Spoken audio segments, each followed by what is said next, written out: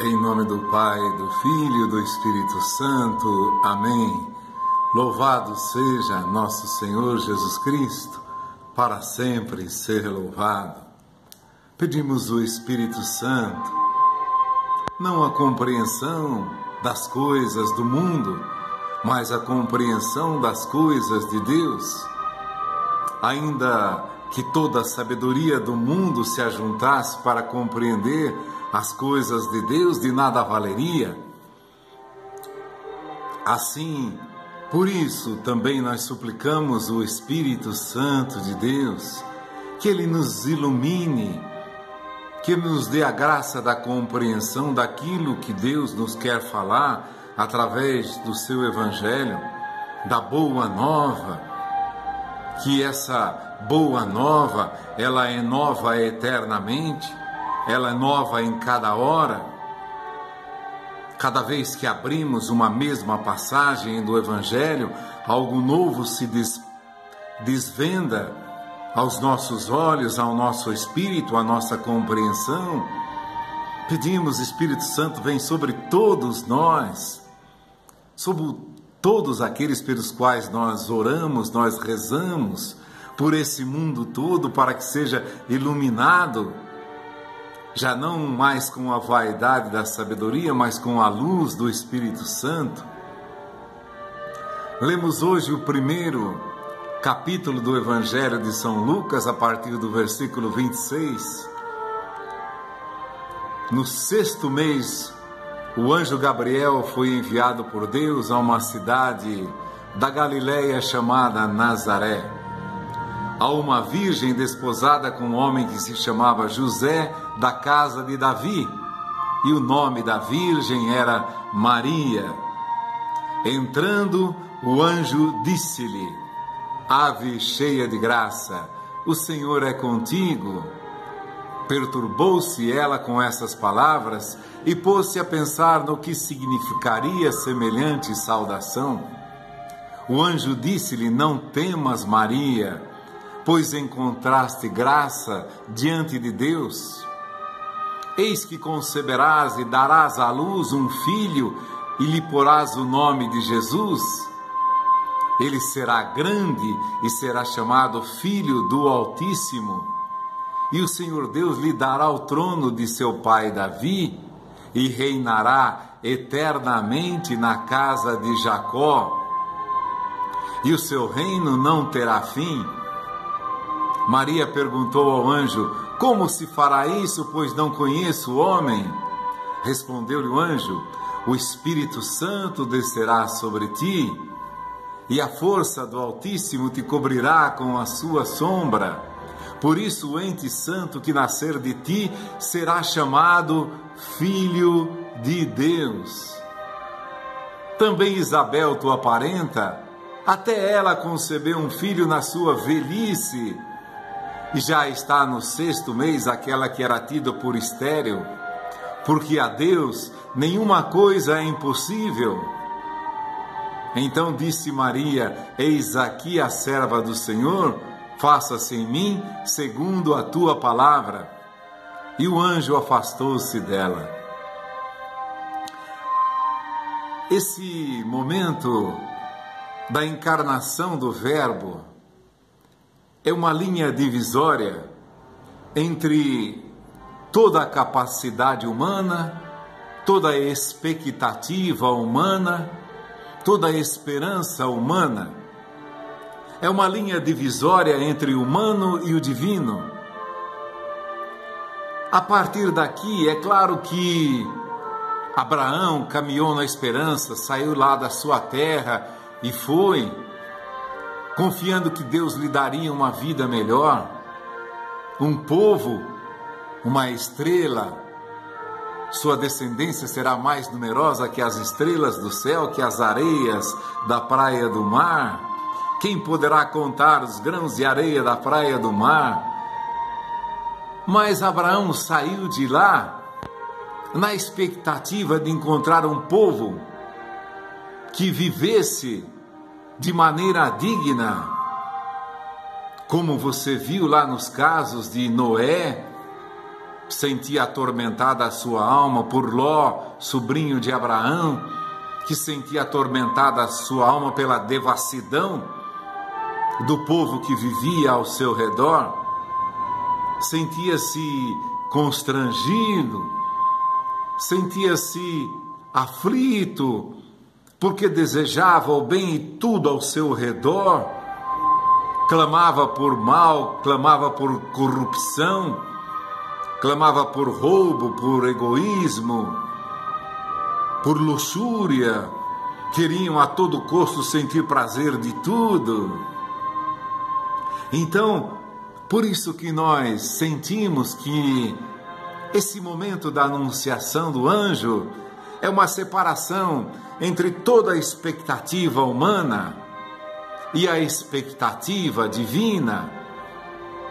De que adiantaria eu vivesse eu no conforto, vivesse eu até na justiça, não roubando de ninguém, não falando mal de ninguém?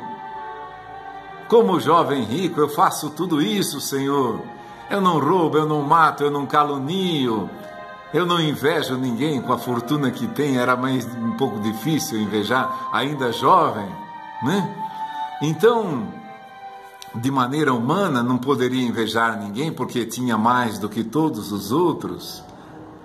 Então, esse anúncio do anjo, tudo o que tinha acontecido até então, embora houvessem tido muitos milagres no povo de Deus, a passagem do Mar Vermelho, a queda das muralhas de Jericó, aquelas muralhas tão fortificadas que ninguém ousava tentar derrubá-las, se achegasse perto das muralhas, demoraria muito tempo para derrubar aquilo, e até lá já teriam sido dizimados pelas armas do povo de Jericó. A travessia do Rio Jordão. Agora, muitos milagres, podemos dizer milagres, mas para favorecer o povo de Deus, a geração, a genealogia humana do povo, para que esse povo se perpetuasse nesta terra, vivessem como lá no Egito. O povo crescia de maneira numerosa, as mulheres eram profundamente férteis, os homens todos muito férteis, todos muito fortes. Imagina a força daquele povo, amassando palha o dia todo, com os pés, pisando barro com palha para fazer tijolos. Imagine você a força daquelas pernas, daquele povo, daqueles homens que passavam o dia todo amassando barro. Se você já andou no barro uma vez, ou você caminhou no meio de um riacho, aquilo agarra nos teus pés, não deixa teus pés se levantarem, e você vai socar e o barro te segura teus pés, para teus pés não se levantarem. Se você caminhou no barro, é isso que você sente.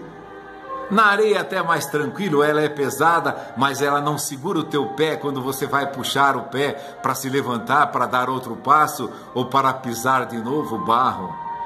Imagine então Deus preparar aquele povo de uma maneira humana para perpetuar uma genealogia que desejasse o bem, que desejasse a justiça, que construísse um povo justo nessa terra, para que servissem de exemplo a todos aqueles que os vissem. Esse povo é justo, não há Deus como o Deus de Israel. Eles são justos, todas as suas leis são justas. Muitas vezes, os povos circunvizinhos que os conheciam elogiavam a sua cultura, o seu senso de justiça, as suas leis, a sabedoria do povo de Deus, a maneira como eles conduziam todas as coisas. Agora voltamos aqui na anunciação do nascimento de Jesus, a divisão clara, distinta, diáfana, elucidativa, transparente da linha divisória entre a fé humana e a fé divina. o anjo vem do céu.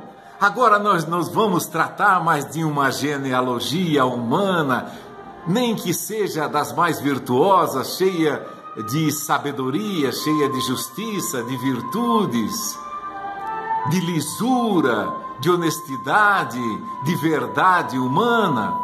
Agora nós paramos, nós entramos nesse novo mundo da anunciação das verdades divinas, de uma realidade do céu, do reino de Deus, como Jesus vai anunciar. É uma boa nova, é uma notícia nova. Então agora, a divisória, desce um anjo do céu. Já não mais aparecem as mensagens do anjo como apareceu lá a Jacó, como apareceu a Abraão, pedindo que não matasse o seu filho. Não era esse o sacrifício que Deus desejara que ele fizesse? Agora o anjo desce do céu, entra na casa de Maria. Entrando, o anjo disse-lhe: Ave cheia de graça, o Senhor é contigo. Agora é o anjo que vai entrar. Interessante, não diz da casa de Davi, o nome da Virgem. O versículo 28, entrando o anjo disse-lhe: Ave cheia de graça. Agora o contato é com as realidades divinas, com esse emaranhado de coisas impossíveis. É por isso que nós vemos tantos desvios da fé, porque todos querem trazer a compreensão até do Evangelho, das coisas divinas, trazer para uma realidade humana. Para eu crer, eu preciso sentir que aquilo é possível. Agora não, o anjo vem e anuncia: encontraste graça diante de Deus, conceberás um filho e ele será grande e será o filho de Deus. O teu filho vai ser o filho de Deus. Ele vai reinar eternamente sobre a casa de Jacó. Davi reinou sobre muito tempo, Salomão reinou bastante tempo, Saul reinou bastante tempo, mas o reinado deles se acabou, a vida deles terminou e o reinado também. Agora, a nova realidade dará o trono de seu pai Davi, reinará eternamente sobre a casa de Jacó, o seu reino não terá fim. Agora, já não é mais um ser humano que vai reinar sobre nossas vidas. O anjo vem para dizer: acabou-se as realidades mesmo, acabou-se até os milagres humanos. Todos aqueles milagres do povo de Deus eram para concretizar a vida do povo de Deus nesse mundo, nessa terra, para realizar a descendência humana, como ele promete a Abraão: a tua descendência será numerosa. Agora aqui, uma linha divisória, às vezes até tênue, às vezes até imperceptível, mas agora o mundo já separou a realidade antiga da realidade nova.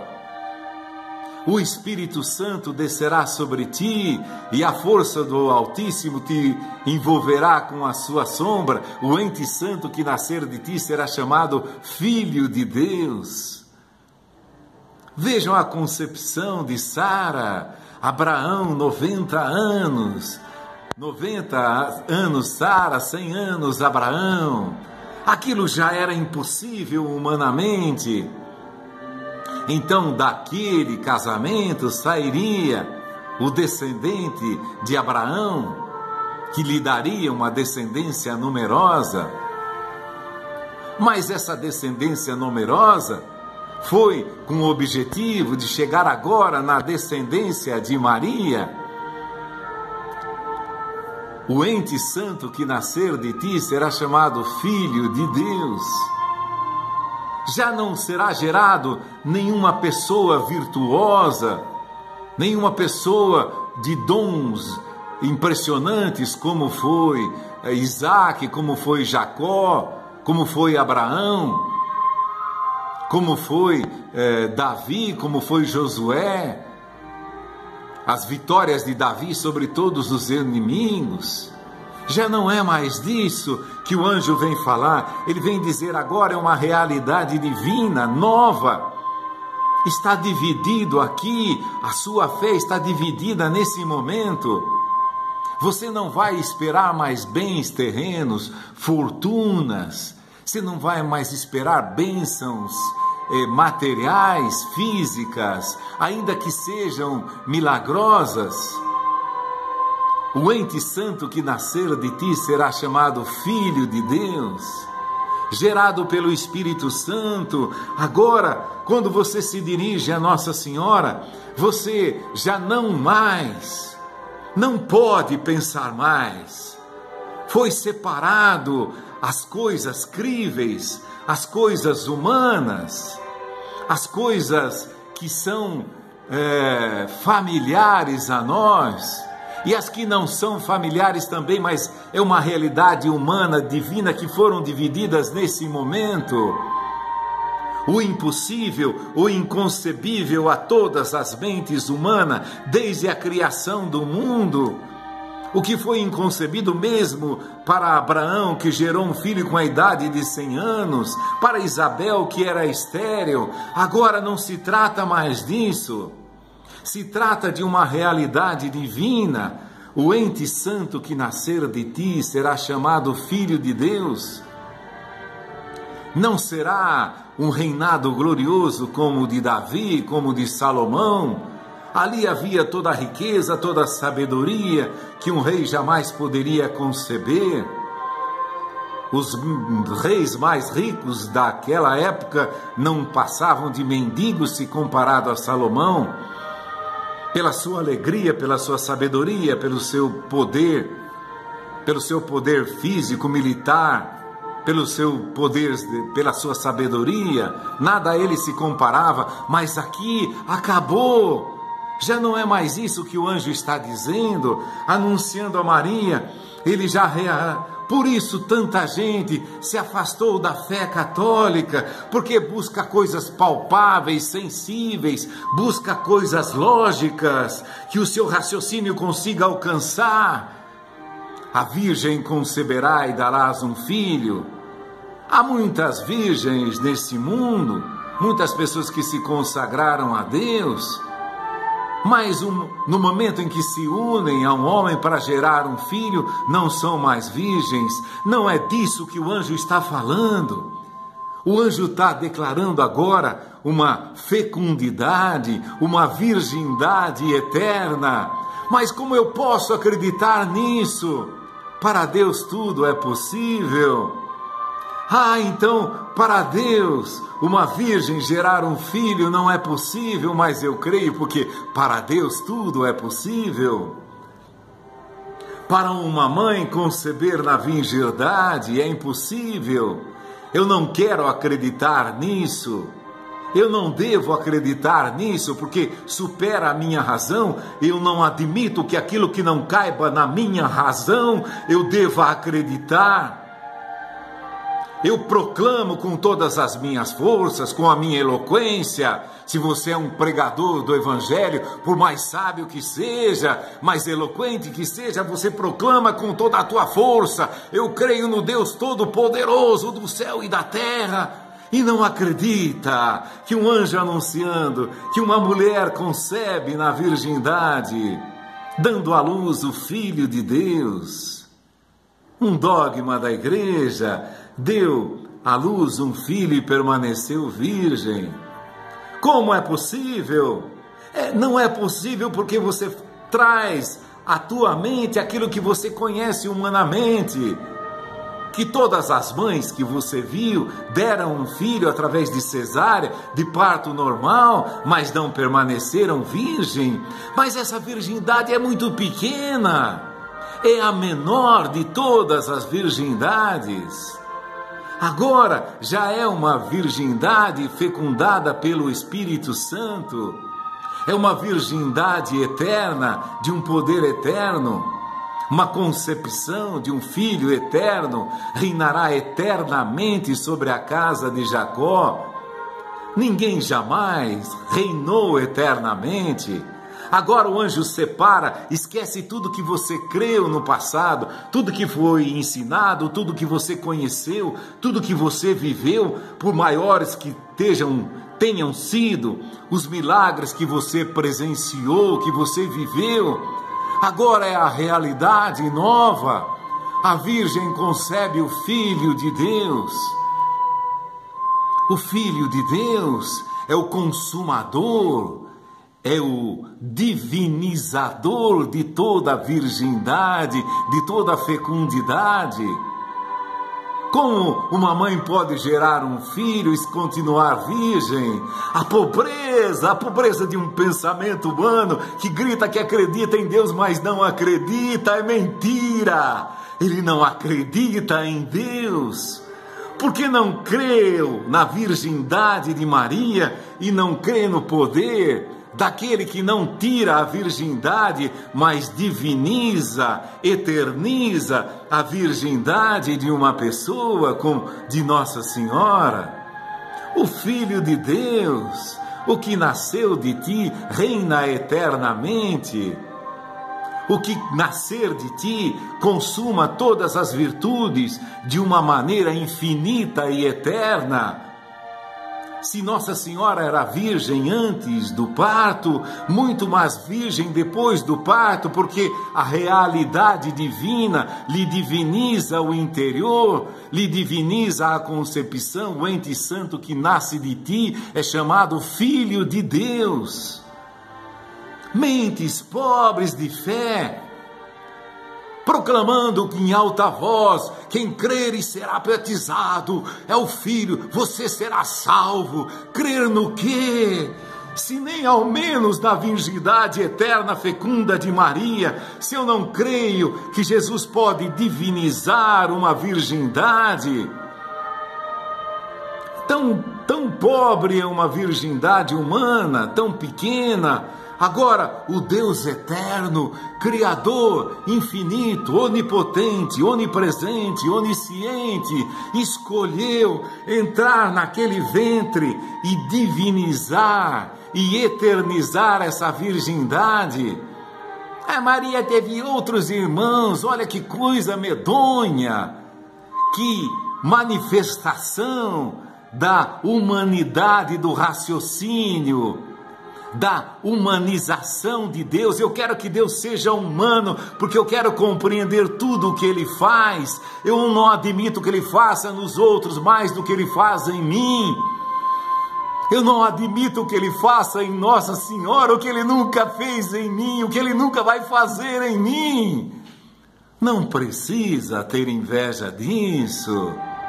Precisa olhar para essa mulher e dizer: bendita és tu entre as mulheres, e bendito é o fruto do teu ventre.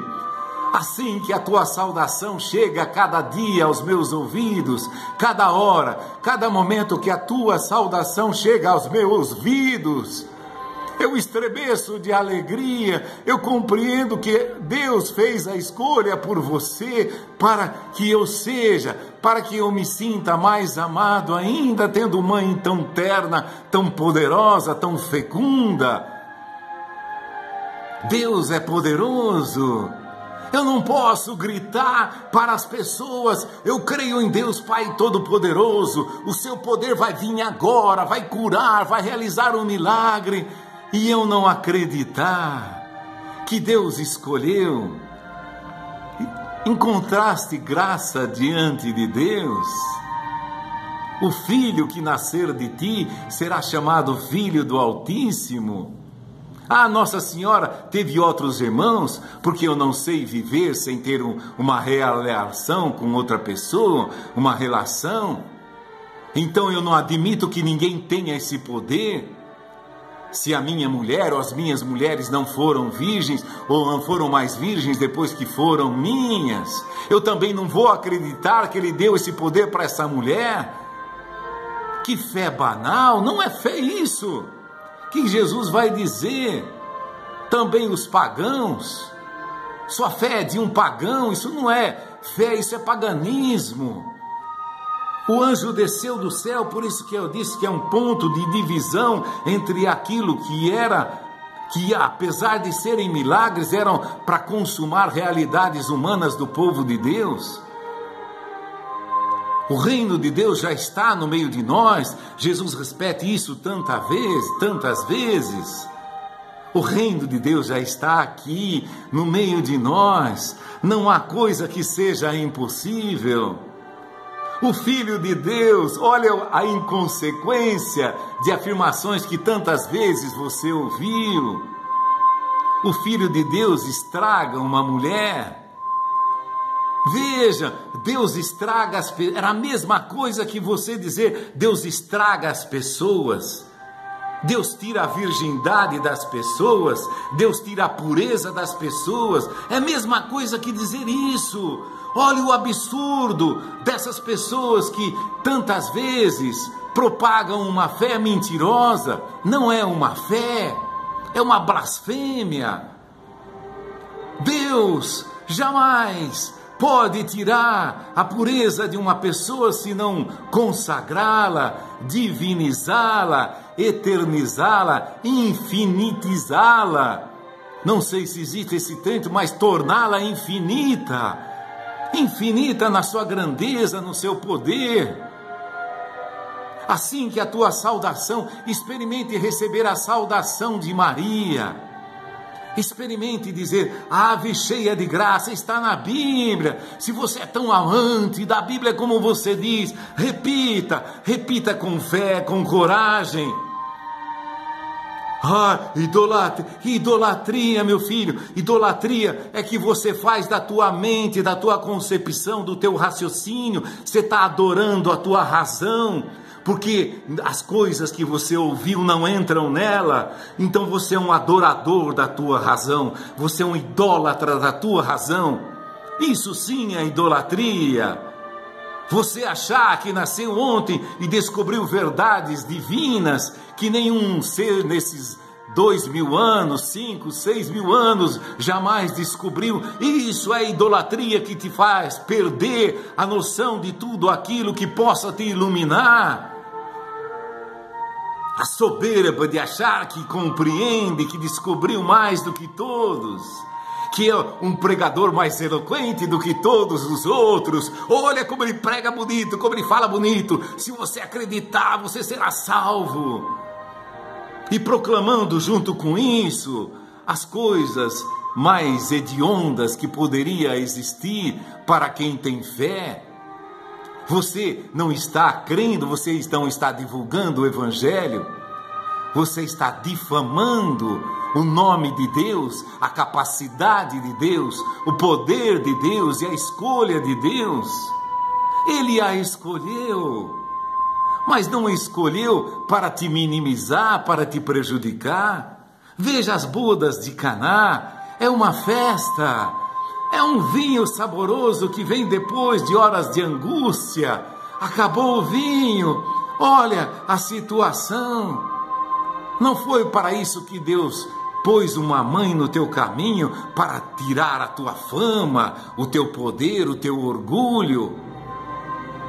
Embora diante dela todos nós não somos nada.